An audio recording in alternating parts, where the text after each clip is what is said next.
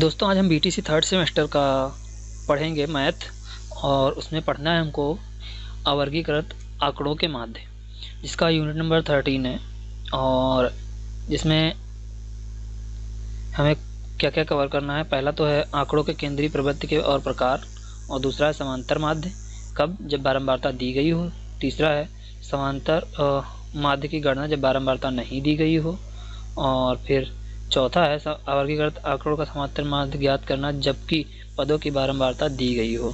और ये था सिर्फ समांतर माध्य ओनली था। ठीक है, तो ये 4 पार्ट हमको पढ़ने हैं। तो दोस्तों एक चीज़ मैं आपको बता दूं कि हमारे चैनल पे आपको बीटीसी से रिलेटेड जो भी इन्फॉर्मेशन है वो आपको मतलब टाइम के अकॉर्डिंग मिलती रहती है। और अगर आपने मेरे चैनल को सब्सक्राइब नहीं किया तो प्लीज़ सब्सक्राइब कर लीजिए और बेल नोटिफिकेशन दबा लीजिए, जिससे आपको लेटेस्ट अपडेट्स मिलती रहे। और अगर आपके कोई दोस्त हैं तो उनको भी शेयर कर दीजिए जो बीटीसी कर रहे हैं, जिससे उनका मैथ में थोड़ा सा इन्फॉर्मेशन मिल सके और उनका जो नंबर हैं थोड़ा सा इम्प्रूव हो सकें।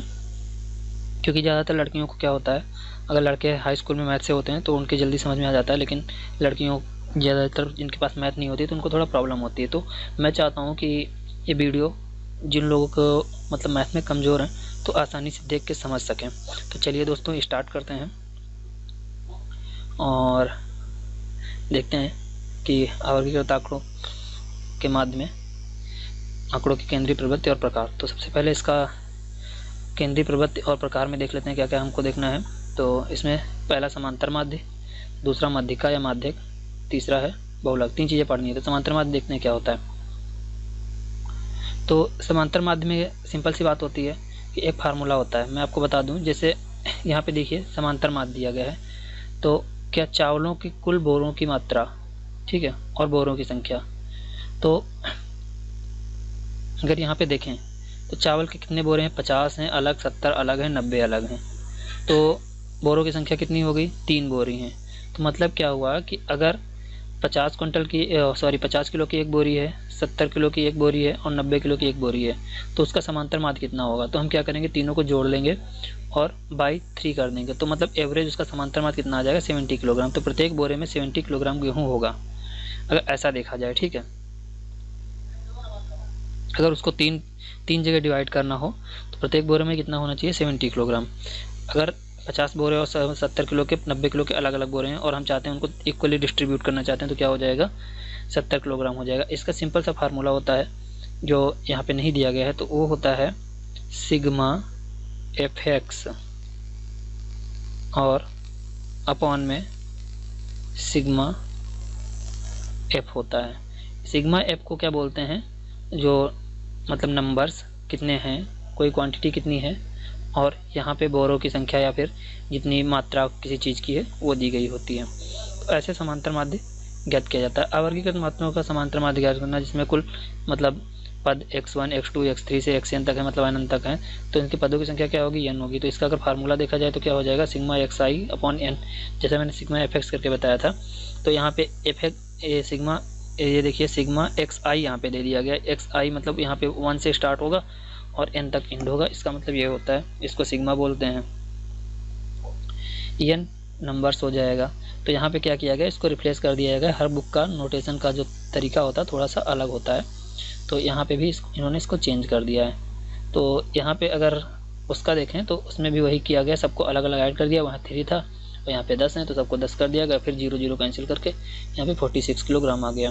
ठीक, अवर्गीकृत आंकड़ों के माध्य की गणना करना जब बारंबारता दी गई हो, तो इसमें सिग्मा fx वाला वही आ जाएगा। तो अब देख लीजिए, जैसे क्वेश्चन दिया गया, ये हो गया सिग्मा fx, अब इसमें बारंबारता दी गई है, वो बिना बारंबारता वाला था।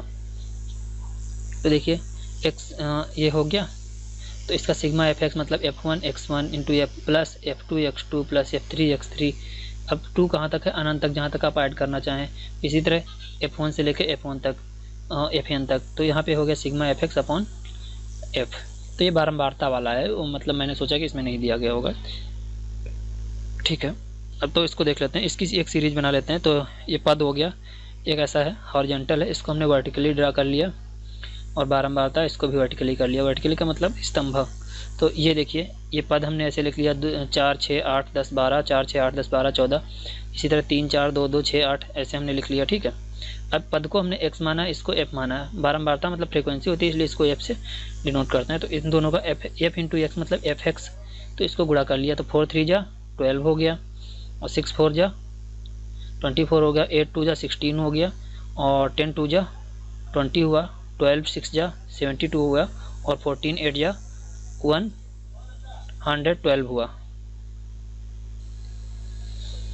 112 हो गया। और इसी तरह हमने क्या किया, इसको पूरे को जोड़ लिया, इस पूरे को क्या किया, ऐड कर लिया तो कितना आ गया 25 आ गया, और इस पूरे को जोड़ लिया तो क्या आ गया 256 आ गया। तो अब देखिए सिग्मा एफ एक्स है, सिग्मा का मतलब समेसन होता है, समेसन का मतलब जोड़ होता है, तो ये क्या हो गया सिग्मा एफ एक्स हो गया, और ये क्या हो गया सिग्मा एफ हो गया, क्योंकि एफ का मतलब पूरे का जोड़।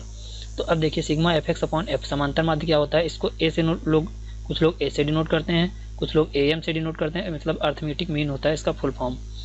ठीक है, तो देख लीजिए टोटल कितना 256 अपॉन 25 डिवाइड कर दिया 10.24 आ गया।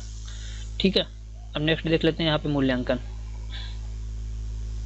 1 से 5 तक की संख्याओं का समांतर माध्य क्या होगा, सिंपल सी बात है, 1 से 5 तक की संख्याओं के समांतर माध्य कितनी होंगी, 1 होगा। पहली बात, अगर हमको अर्थमेटिक मीन निकालनी तो ए लिखेंगे, या ए एम आप लिख सकते हैं, मैं ए से कर रहा हूँ। 1 2 3 और 4 और प्लस का 5 हो गया, अपॉन में क्या कितनी ये संख्याएं हैं, तो 1 2 3 4 5 5 हैं, अपॉन में 5 करेंगे बटे में। ठीक है, अब इन सबको जोड़ लेंगे, ये प्लस है, ये क्या है प्लस है, तो 1 2 कितना हुआ 3 3 6 हो गया, 6 4 10 हो गया, 10 5 15 हो गया। ठीक है, तो ये हो गया 15, और 15 को बटे 3 करेंगे, 3 1 3, और 3 का 5 बार टेबल जाएगी, 3 5 जा 15 हो गया, या 3 5 15 हो गया, तो कितना आ गया आंसर 5, मतलब कौन सा सही है, ये सही है। ठीक है, इसी तरह 6 छात्रों के प्राप्तांक कितने हैं, तो इनका समांतर माध्य ज्ञात कीजिए। तो सिंपल सी बात, छात्र कितने हैं 6, तो मतलब 6 से भाग देना है, अब इन सबको जोड़ लेना है, तो जोड़ लीजिए 0, मैं एक एक करके जोड़ रहा हूँ, 0 6 कितना हुआ 0 6 मतलब 6 हुआ, 6 4 10 हुआ, 10 0 मतलब 10 ही रहा, प्लस 3 13 मतलब 13 हो गया, 13 5 18 हो गया, मतलब कितना हुआ 8 हो गया। सबको मैं जोड़ रहा हूँ 60 फॉर्म में। ठीक है, 18 का 8 हुआ, और हासिल कितना हुआ 1 हुआ। ठीक है, फिर से देख लीजिए 6 4 10 10 3 13 5 18 का 8 हासिल चला 1। अब फिर इसको जोड़ लीजिए, 8 और 7 15 हो गया, और 15 6 21 हो गया, 21 9 30 हो गया, 30 7 37 हो गया, 37 8 37 और 8 45 हो गया, 45 1 46 हो गया। तो ये क्या हो गया, ये टोटल आ गया सिग्मा एफ एक्स। और फ्रीक्वेंसी कितनी है 6, मतलब छात्र कितने हैं 6, अब कैंसिल आउट कर दिए, 6 1 जा 6 और 6 7 जा 42 हुआ। ठीक है, और यहाँ कितना हो गया 48, तो ये 8 टाइम्स चला जाएगा, तो ये 78 हो गया 2। ठीक है, अब कक्षा 6 के 5 विद्यार्थियों का भार इतना है किलोग्राम में, उनका समांतर माध्य ज्ञात कीजिए। सिंपल सी बात, हम क्या करेंगे डायरेक्ट इसको जोड़ लेंगे, इन सबको डायरेक्ट जोड़ लेंगे। 2 8 10 हुआ, 10 0 का 0 हुआ, 2 12 हो गया, 12 6 18 का 8 हो गया, कैरी 1 हो गया, 5 1 6 हुआ, 6 और 3 कितना हुआ 6 3 9 हुआ, 9 4 13 हुआ, 13 4 17 हुआ, 17 और 5 22 हो गया, तो ये कितना हुआ 22 हो गया। ये टोटल हमने सबको जोड़ लिया, और इसके बाद इसको 5 से डिवाइड कर देना है। ठीक है, 5 1 जा 5 5 4 जा 20, और यहाँ हुआ 28, 2 बचा था 28 हो गया, तो 5 5 जा 25, 3 हुआ, 5 6 जा 30, तो पहला आंसर सही हो गया। अब 3 5 6 और ए का समांतर माध्य 5 है, तो ए का मान ज्ञात कीजिए। सिंपल सी बात है, तो हम क्या करते हैं सबसे पहले इनको जोड़ लेते हैं, और ए का मान ज्ञात करना है। समांतर माध्य है, तो सबसे पहले फार्मूला लिख लेते हैं, पहले इसको हम डिलीट कर देते हैं थोड़ा सा। यहाँ पे देख लीजिए, आपको पता है अर्थमेटिक मीन मतलब जिसको समांतर माध्य बोलते हैं, इसको इंग्लिश में अर्थमेटिक मीन बोलते हैं। तो इसको बराबर में क्या लिखते हैं, समांतर माध्य मतलब टोटल संख्याएं कितनी हैं, कुल संख्याएं कितनी हैं, ये हो जाती हैं कुल संख्याएं, और नीचे कितने नंबर्स हैं, कितनी बार आया है, ठीक है, कितनी बार है वो, ठीक है, ऐसे लिखते हैं। तो इसका मतलब ऊपर का हम जोड़ें तो 5 3 8 हुआ, 8 6 कितना हुआ 14। तो AM कितना दिया गया है, AM समांतर माध्य यहाँ पे देखिए 5 दिया गया है, तो हमने इसको 5 लिख लिया, ठीक है, अपॉन में 1 2 3 4 5 नहीं 3 5 8 हुआ, 8 6 14 हो गया, 14 प्लस A हो गया, ऊपर कितना हो गया 14 प्लस A हो गया, ठीक है, क्योंकि ये भी तो जुड़ेगा। तो अब देखिए 1 2 3 4 कितनी संख्याएं हैं, 4 संख्याएं हैं, तो नीचे क्या रहेगा 4 रहेगा, ठीक है। अब इसका गुणा हो जाएगा, 5 4 जा 20 हुआ और बराबर कितना हुआ 14 प्लस A, ठीक है। तो अब जानते हैं 14 इधर आएगा, 20 माइनस 14, तो A बराबर कितना हो जाएगा 6 हो जाएगा, ये आंसर हो जाएगा, ठीक है। इस तरह से कर सकते हैं। इसी तरह इसको अगर देखना चाहें तो इन सबको 10 मजदूर हैं, और तो हम क्या करेंगे, अगर समांतर माध्य निकालना है तो सबको जोड़ लेंगे आपस में, और जोड़ने के बाद क्या करेंगे 10 से भाग दे देंगे और समांतर माध्य निकल आएगा, ठीक है। तो चाहिए तो मैं जोड़े ले रहा हूँ, अगर आप करना चाह रहे हैं तो देखिए 4 6 कितना हुआ 10 हुआ, 10 0 10 हुआ, और फिर 5 15 हो गया, 5 20 हो गया, और फिर 0 है, फिर 5 25 हो गया, और 25 का 5 हो गया, ठीक है, कैरी 2 हुआ, ठीक। अब फिर से जोड़ लेते हैं, 9 और 7 16 हो गया, 16 और 8 24 हो गया, 24 8 32 हो गया, 34 और 9 और 7 16 हो गया, 16 और 8 24 हो गया, 24 और 8 32 हो गया, 32 हो गया, 32 और 7 39 हो गया, 39 और 8 47 हो गया, 47 और 6 53 हो गया, और 53 और 7 कितना हुआ 60 हो गया, 60 और 2 कितना हो गया 62 हो गया, ये 62 हो गया, ठीक है। अब इसमें क्या बचा था 100 और 110 बचा था, मतलब कितना हो गया 210 हो गया, ठीक है। अब इस टोटल को हम जोड़ लेंगे तो कितना हो जाएगा 5 और 2 1 3 और 8, ठीक, अपॉन में 10 से भाग देना है, ठीक है। तो 10 से कैंसिल आउट करोगे तो 83.5, मतलब उनकी अगर समांतर माध्य की मजदूरी देखी जाए, मजदूरी का समांतर माध्य देखा जाए तो 83.50 रुपये आएगा, मतलब 83.5 रुपये आएगा, ये इस तरह से हो गया, ठीक है। इसी तरह अगर इसका देखना है आपको तो सिंपल सी बात है, इन सबको जोड़ लीजिए, गुणा कर लीजिए, पहले तो बारंबारता देख लीजिए या फिर इनको गुणा कर लीजिए। तो इसको गुणा करेंगे तो जैसे बनाते थे तो ये कितना हो जाएगा 20 हो जाएगा, ठीक है। ये सिग्मा fx निकाल रहे हैं हम, ये x हो गया, ये f हो गया, ठीक, ये क्या हो गया fx हो गया, तो और इसका निकालेंगे 7 5 जा 35, ठीक, 8 4 जा मतलब 32 हो गया, ये 36 हो गया, ये कितना हो जाएगा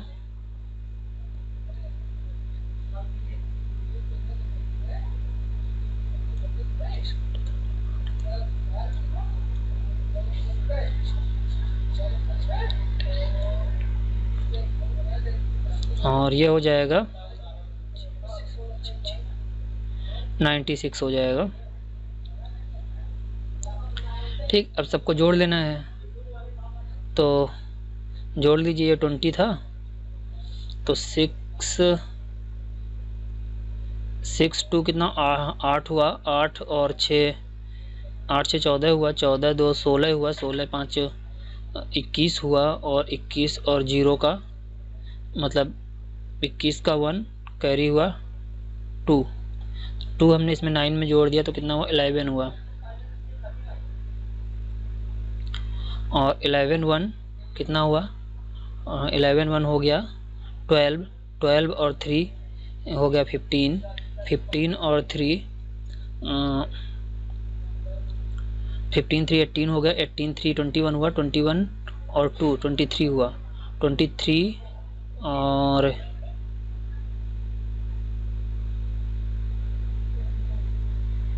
23 और 2 तो 25 हो गया, 25 और 1 मिनट, कुछ गलत हो रहा है, कैलकुलेटर यूज कर लेते हैं।